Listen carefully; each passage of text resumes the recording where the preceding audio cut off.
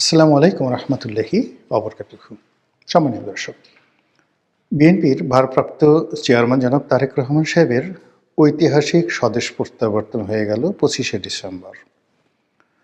তিনি প্রায় ১৭ বছর পর সুদূর প্রবাস থেকে বহু চড়াই উতরাই পাড়িয়ে এবং বহু বিতর্ক এড়িয়ে নানা সমালোচনা, আশা নিরাশা, হতাশার যে দোলাচল যা ছিল, তিনি আসবেন কি আসবেন না, আসতে পারবেন কি পারবেন না, তাকে আসতে দেওয়া হবে কি হবে না, এবং তিনি শেষ পর্যন্ত আসলে আসবেন কি না, এরকম নানা রকম তর্ক বিতর্ক আলোচনা সমালোচনাকে পায়ে মারিয়ে শেষ পর্যন্ত তিনি বাংলাদেশে এসেছেন।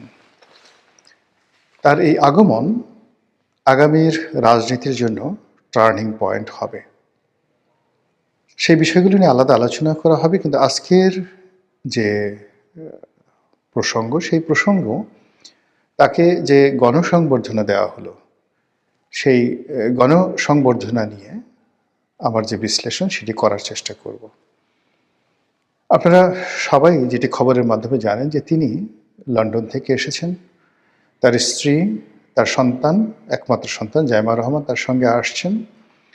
আর পত্রপত্রিকার আরেকটি খবর এসেছে, সেটি হলো তাদের যে প্রিয় পোষা বিড়াল রয়েছে জেবু। তো জেবুর জন্য পাসপোর্ট হয়েছে, ভিসা হয়েছে এবং জেবুও বাংলাদেশে এসেছে। এটা ডেইলি স্টার, প্রথম আলো থেকে শুরু করে এমনকি বিবিসি, তো সকল গণমাধ্যম, সেটা দুষ্টমি করে হোক কিংবা ইন্টেলেকচুয়ালি যেটিকে বলা হয় করাপশন, ডিসঅনেস্ট, সেই কারণেই হোক, জেবুর বাংলাদেশে আগমন এই বিষয়টিকে সকল গণমাধ্যম লাইমলাইটে নিয়ে এসেছে। এটি নিয়ে প্রচুর আলোচনা হচ্ছে, তর্ক হচ্ছে, বিতর্ক হচ্ছে, যা আগামী দিনে বিএনপি রাজনীতির জন্য অনেকটা বুমেরাং হয়ে পড়বে।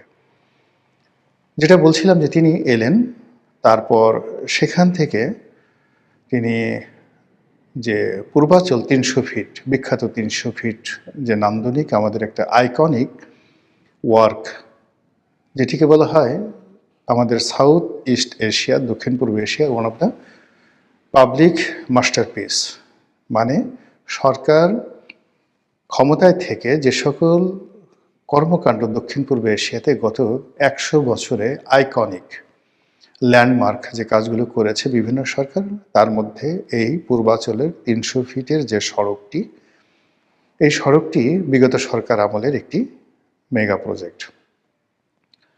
এটির প্রয়োজনীয়তা